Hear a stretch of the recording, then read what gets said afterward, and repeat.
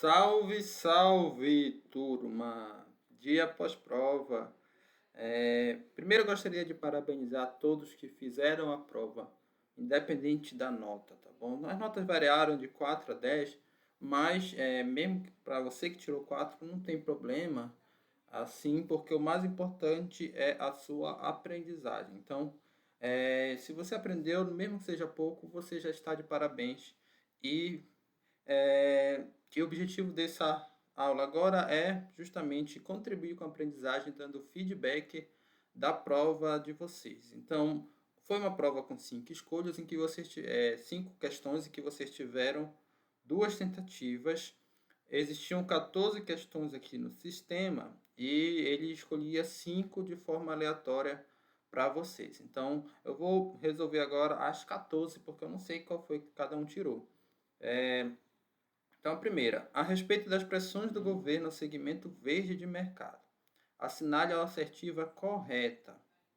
Então, o duplo ambiental consiste no aproveitamento da legislação mais frouxa de um país para a obtenção de vantagem competitiva.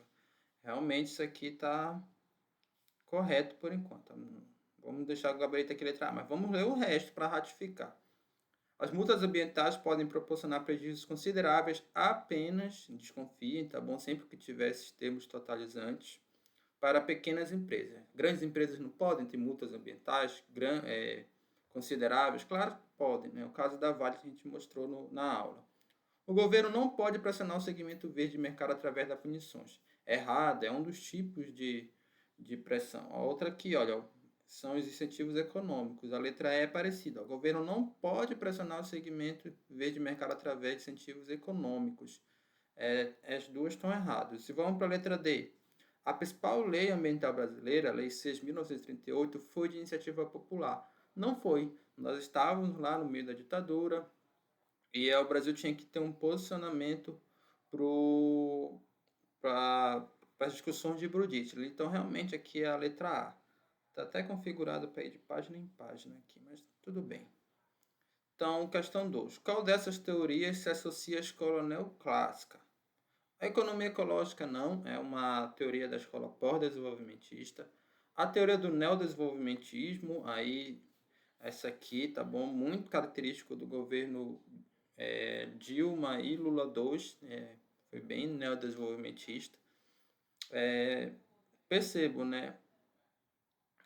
Não é que existe uma questão temporal dessas escolas, mas não é que a escola neoclássica, que foi a primeira que surgiu, ela hoje não existe. Na verdade, ela até em alguns momentos ela ganha força.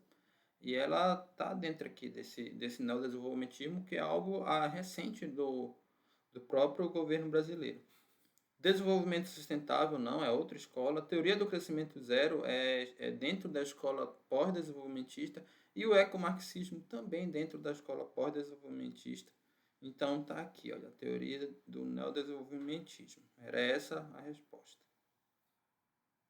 A respeito das escolas do desenvolvimento, assinale a alternativa correta. Para a escola neoclássica, desenvolvimento igual ao crescimento do PIB mais melhoria ambiental. Errado, é só crescimento do PIB. A questão ambiental ela não é tão relevante para a escola neoclássica. Ela não é relevante. Desde o surgimento dela, nem se tinha essa discussão aí, global a respeito do meio ambiente. Depois você até entrou mais a chamada Escola do Desenvolvimento Sustentável fraca, que tem aqui a sua remodelagem da escola neoclássica. Ela diz que ao longo prazo, você crescendo a economia, o PIB, você consegue a melhoria ambiental através do avanço tecnológico, tecnologia mais limpa, através da maior acessibilidade da população à educação, então aquela consciência ecológica. Então ela é uma escola otimista. Então não é isso, tá bom? A escola neoclássica é isso aqui, ó, desenvolvimento igual ao crescimento do PIB. Então essa é a resposta B seria correta. Mas vamos ver aqui as outras. Para a escola pós-desenvolvimentista, desenvolvimento igual a melhoria ambiental. Também não, está incompleto. Ela não considera só a melhoria ambiental. Tem as questões sociais também, questões culturais, entre outras. Para a escola sustentável, desenvolvimento igual a melhoria ambiental. Também é errado. Desenvolvimento para a escola sustentável vai ser o econômico, o social e o ambiental. No mínimo, esses três tem que estar. Então, só o ambiental não é também para a escola sustentável. Para a escola pós-desenvolvimentista, desenvolvimento igual a crescimento do PIB mais melhoria ambiental. Essa escola pós-desenvolvimentista, ela retaxa o PIB, ela não se importa se o PIB cresce, decresce ou fica estável. Talvez até a escola da economia zero, do crescimento zero, ela diz que tem que manter estável, mas ela não está se importando com o crescimento do PIB. Então, esse está o erro aqui na letra E, tá bom? Vamos para a próxima. Lá, a nossa figura clássica da aula. Então, é só para assinar o conjunto correto, tá bom? Aí vocês, não é memorizar qual é o conjunto, onde estão os conjuntos, é compreender essa relação aqui que a gente colocou logo no início da disciplina. Então, esse conjunto A, vamos começar o conjunto maior aqui. Esse maior, ele é o desenvolvimento sustentável, porque ele vai englobar aqui a gestão ambiental empresarial, produção sustentável e a logística reversa. É o maior conjunto de todos, o modelo de desenvolvimento. Então, aqui o E aqui é desenvolvimento sustentável. O D é a única coisa que está fora do desenvolvimento sustentável. Parte dela está fora e parte está grande. Então, está dentro. Então, você tem aqui, olha, a gestão ambiental empresarial está toda dentro do desenvolvimento sustentável, a logística reversa e a produção sustentável. Sobrou a produção, que é uma função das organizações. Então, D seria, aqui está o A, né? Até isso a gente tem que ficar bem. Então, aqui, olha, produção. O C, então o que é que sobrou para a gente? Sobrou gestão ambiental empresarial, logística reversa e produção sustentável. O maior desses, o C, é a gestão ambiental empresarial, que a gente viu nessa aula. Então, ela é maior do que a própria produção sustentável.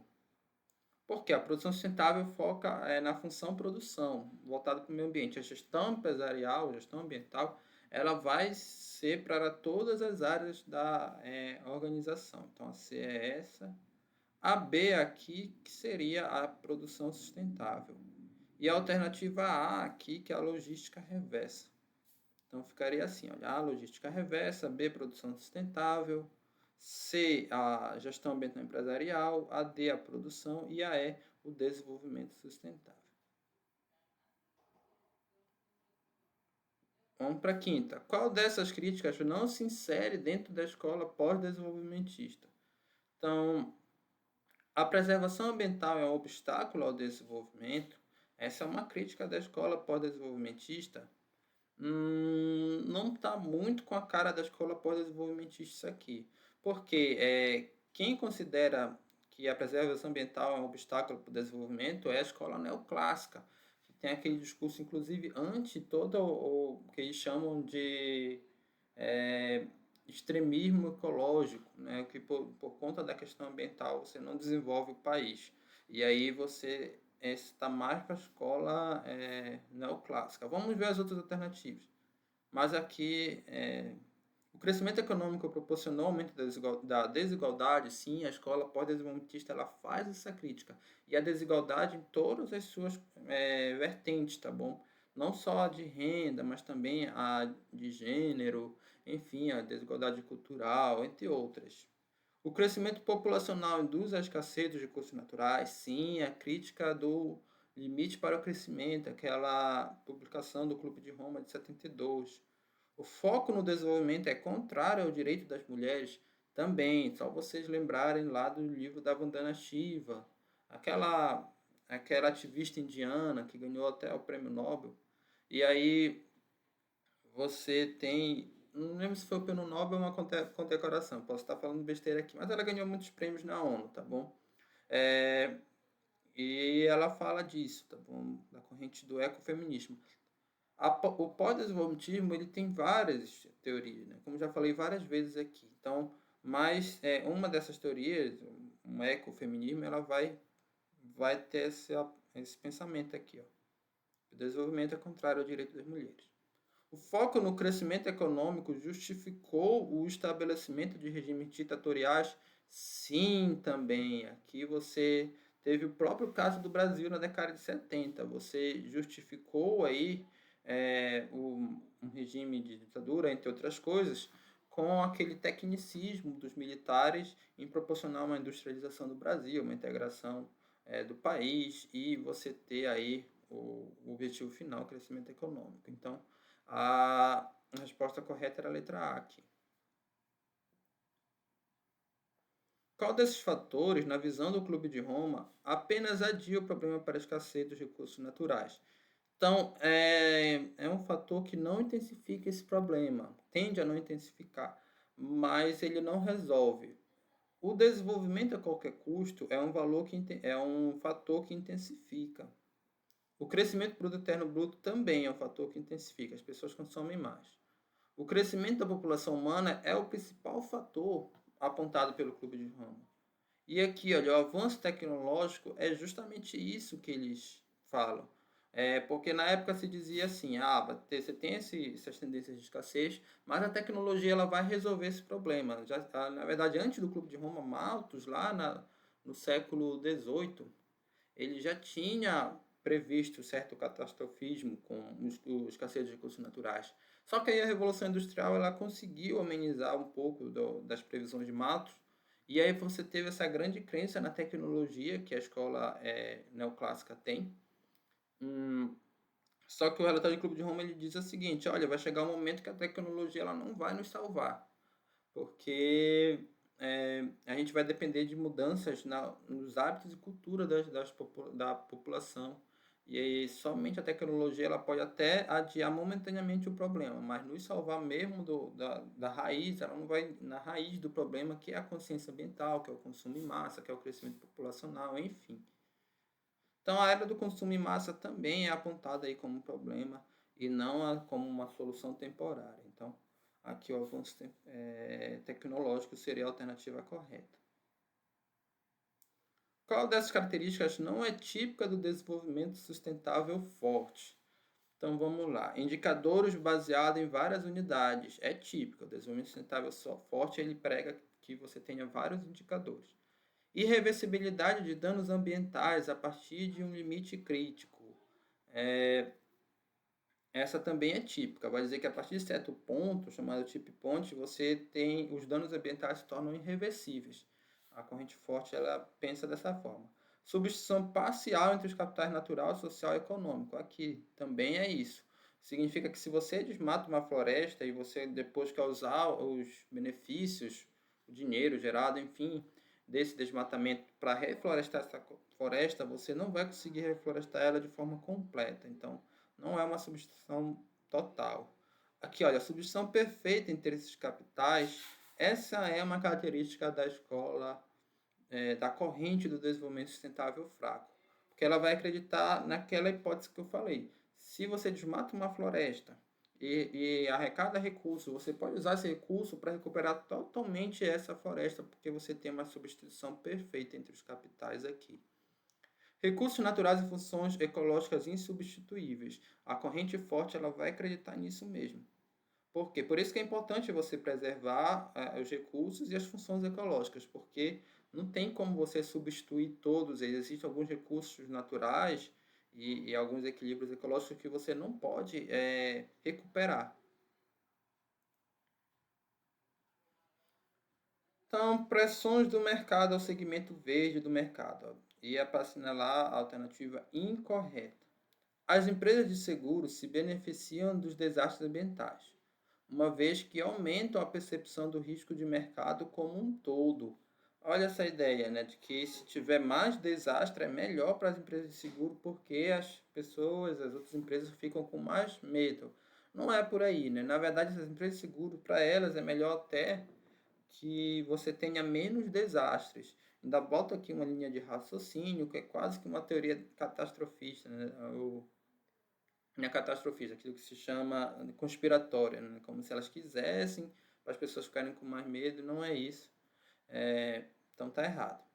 Fazer parte do índice Dow Jones de sustentabilidade é motivo de orgulho para uma empresa.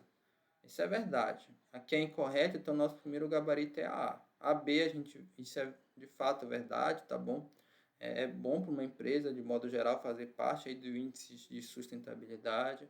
O princípio do Equador estabelece que bancos devem incluir o critério de responsabilidade socioambiental em suas linhas de financiamento. Verdade também. Esse é o critério que estabelece o princípio do Equador, a responsabilidade socioambiental. Inclusive, as ONGs começaram a pressionar mais os bancos do que outros tipos de empresa, porque seria mais eficaz você pressionar bancos. A certificação ambiental muitas vezes é obrigatória para firmar um contrato com determinados fornecedores, consumidores e com o governo. Sim, percebo que a questão ela é muito cuidadosa, olha, muitas vezes é obrigatória para determinados, então ela não usa termos totalizantes. O mercado, antes visto como vilão, agora apresenta cada vez mais alternativas alinhadas com o desenvolvimento sustentável. É verdade, você tem essa repostura aí do mercado, principalmente a partir da década de 90, em que, claro, nem todas as empresas, mas boa parte do mercado já está aí pensando na sustentabilidade como forma de agregar valor à sociedade e também de obter lucros. Afinal, você já estabeleceu nichos de mercado, pessoas que pensam em sustentabilidade e são nichos de mercado lucrativo, tá bom? E muitas vezes, em muitos casos, melhor dizendo. A respeito das pressões do governo ao segmento verde do mercado, a sinalidade assertiva é incorreta. Então, é a falsa. O dumping ambiental consiste no aproveitamento da legislação mais frouxa no país para a obtenção de vantagem competitiva. Isso é verdade, foi até a resposta correta numa das questões. Então, como é a resposta correta, não é ela aqui. O governo pode pressionar o segmento verde de mercado através de punições e incentivos governamentais? Sim, são as duas formas que o governo pode pressionar as empresas aí dentro do segmento verde. As multas ambientais podem proporcionar prejuízos consideráveis, tanto para grandes como para pequenas empresas. Verdade, independente do tamanho da empresa, as multas ambientais elas podem ser consideráveis. Afinal, também, quanto maior a empresa, maior a chance dela cometer e ocorrer um desastre ambiental de maior proporção. Né? Uma empresa grande como a Vale, se acontecer um rompimento de uma barragem, provavelmente vai ser maior do que uma empresa que trabalha com pequenas barragens ou que nem seja da área da mineração, seja uma pequena empresa de forma geral. A principal lei ambiental brasileira, a Lei 6.908, não foi de iniciativa popular. Verdade, também ela não foi de iniciativa popular. O governo não pode contribuir para que as empresas deixem de ser vilões da causa ambiental. Será que o governo não tem nenhuma função? Ele não pode fazer nada? Isso é falso. O governo pode contribuir, sim, através aqui das punições, incentivos governamentais, leis mais severas. Então, tem um papel o governo nessa questão. Então, essa aqui era a resposta para ser marcada, porque era a única incorreta. Operacionalmente, o desenvolvimento sustentável pode ser decomposto em vários eixos e dimensões. Os 3 eixos básicos do desenvolvimento sustentável são... Então, quem pegou essa questão deve ter agradecido porque pegou, ao ponto de vista, a questão mais fácil. Tá? A gente falou muito em econômico, ambiental e social. Não tinha nem muito o que fazer, mas vamos olhar os outros. Olha, ambiental, social e cultural. Até poderia ser esses 3 eixos. O cultural, ele entra em muitos autores utilizam esse eixo, só que ele não é esses 3 não são básicos porque faltou aqui o econômico. Autorrealização natural e ético, alguns autores colocam ético, outros colocam autorrealização, mas também não são o básico. Político é muito pouco colocado, mas você tem também econômico, teria que ser sem o S aqui. O ambiental, cadê o social daqui? Não tem. Territorial, cultural, institucional. Esses 3 também entram em alguns, o que a gente chama de arcabouço teórico, mas nenhuma dessas 4 alternativas, elas são os 3 eixos básicos mesmo, que sempre vão estar em qualquer arcabouço, que é econômico, ambiental e social. A respeito das pressões da sociedade ao segmento verde, assinale a alternativa correta. Os consumidores verdes tendem a incentivar outras pessoas do seu ciclo social a serem ambientalmente corretas. Isso, vamos deixar essa aqui para um gabarito, porque está coerente com o que está dito aqui. No Brasil, o percentual de veganos tende a ser maior nas populações rurais, uma vez que nessas regiões não existe o hábito do consumo em massa. Até tenta justificar aqui, mas os dados mostram que são maiores na população metropolitana, são nas cidades. Não quer dizer que a população da cidade consome menos. Primeiro que a população rural realmente consome menos, mas não porque eles são veganos, se identificam com a causa vegana. Muitos deles nem sabem que existe isso. A população rural, ela estatisticamente tem menos acesso à educação, no Brasil, então não é porque eles são veganos que você tem menor consumo lá. Às vezes é uma questão de renda mesmo. Então, e assim, aquele veganismo daquelas pessoas que conhecem, sabem que é o termo e são vegetarianas nos seus hábitos, enfim, o vegano ele é algo acima, não, né? Vamos dizer, mais radical do que o vegetariano. É, ele é um vegetariano, mas também que não é só focado ali na comida, também tem uma causa, um ativista, enfim. Então não é isso, tá bom? Não é na população rural que o percentual é maior. Considerando o princípio da corresponsabilidade, as ONGs focaram suas ações nas empresas fornecedoras de matéria-primas, pois elas estão no início do ciclo produtivo. É falso. As ONGs estão focando nos bancos, então é falso essa questão. A educação não contribui para a consciência ecológica. Daí a gente vai ver que está errada a questão. Uma vez que os países desenvolvidos são os que mais degradam o meio ambiente. A gente tem que confundir, não tem que confundir uma coisa com a outra, tá bom? É, quando a gente fala em consciência ecológica, a gente não está falando de toda a população e também do consumo em si, do número de consumo. Além disso, os países desenvolvidos, eles também eles proporcionaram maior impacto porque estão há mais tempo aí de industrialização e tudo mais, tem uma população mais idosa, mas quando se fala aqui em educação e consciência ecológica, o percentual de pessoas que são veganas, por exemplo, mas não necessariamente veganas, mas que pensam na questão ambiental, é maior nesses países desenvolvidos. E os estudos mostram aí que a educação ela tende a aumentar a chamada consciência ecológica. Os clientes verdes sempre vão escolher produtos ambientalmente corretos, independente dos demais fatores. Isso também não é verdade, porque se aquele produto lá não cumprir sua funcionalidade, não vai ser pelo fato de ser ambientalmente correto que o cliente vai comprá-lo. Imagina, uma comida que é ambientalmente correta, mas é ruim.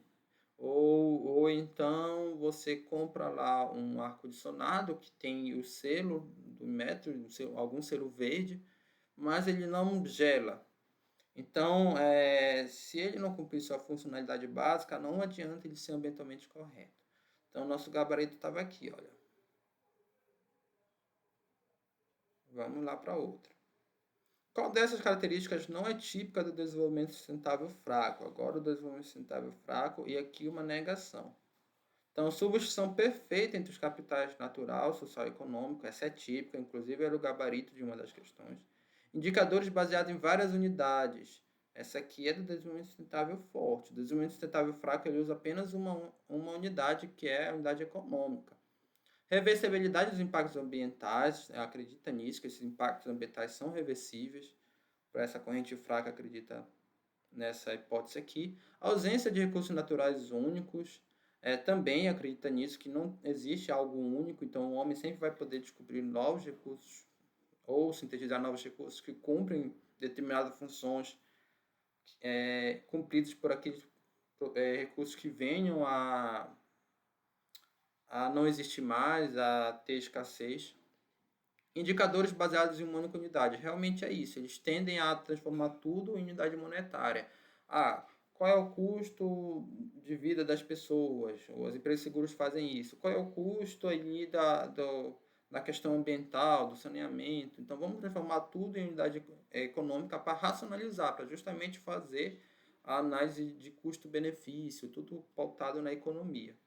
É claro, isso é muito criticado, mas essa corrente da sustentabilidade fraca e da chamada economia ambiental também tem muito essa pegada. Hoje se fala muito em valorização de serviços ambientais e tudo mais. É uma corrente que está crescendo. Perceba a sutil diferença para a chamada escola neoclássica pura. Enquanto a escola neoclássica ela nem se preocupa muito com essa questão ambiental, ela diz que vai ser resolvido, você não precisa se preocupar. Essa escola ela diz que você tem que sim se preocupar, mas você precisa racionalizar. Sempre transformar vamos fazer uma medida de proteção da floresta amazônica. Mas pera lá, qual é o custo disso? Monitoramento de satélite, quanto é que a gente vai ter que...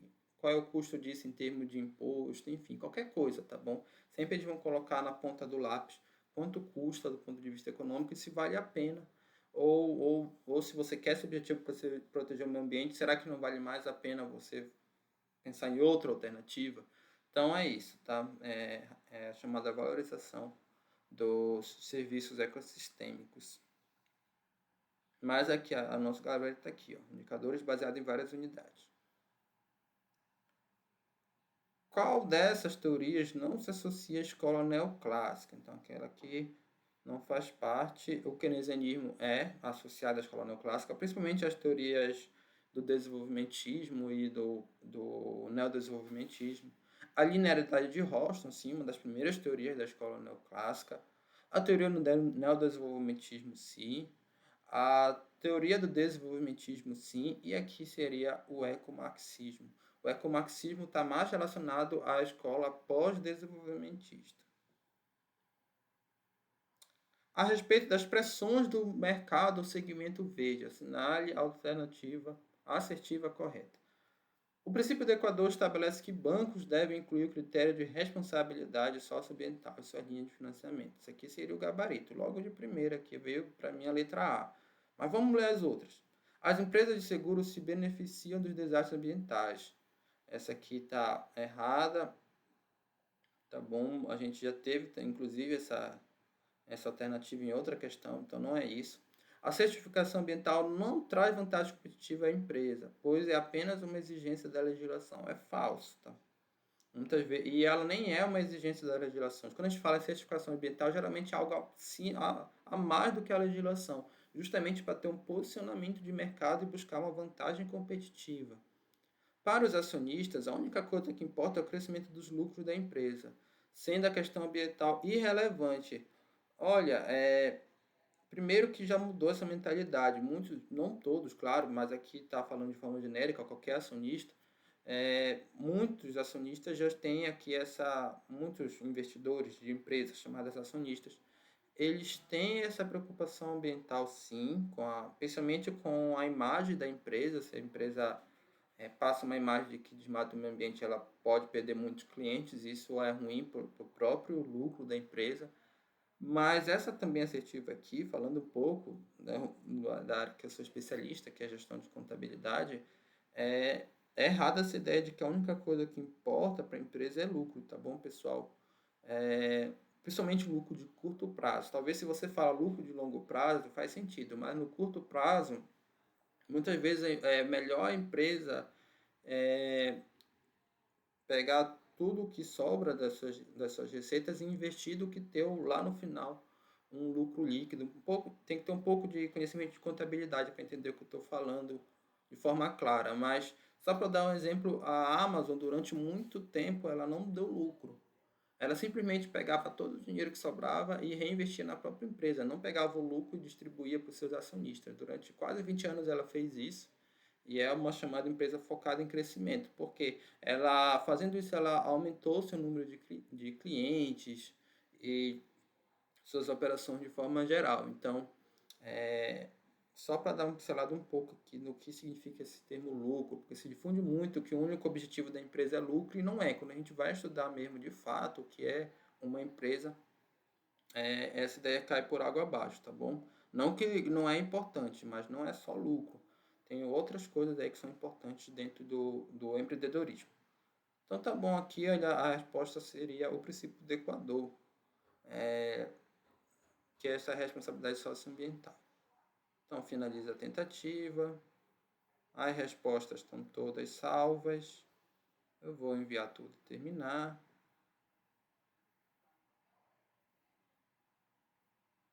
Tá aqui, nem mostrou a nota ainda. Terminar, eu acabei finalizado. Acho que não tinha nota, enfim. Mas é isso aqui, pessoal. São essas as questões. Então, tchau, tchau.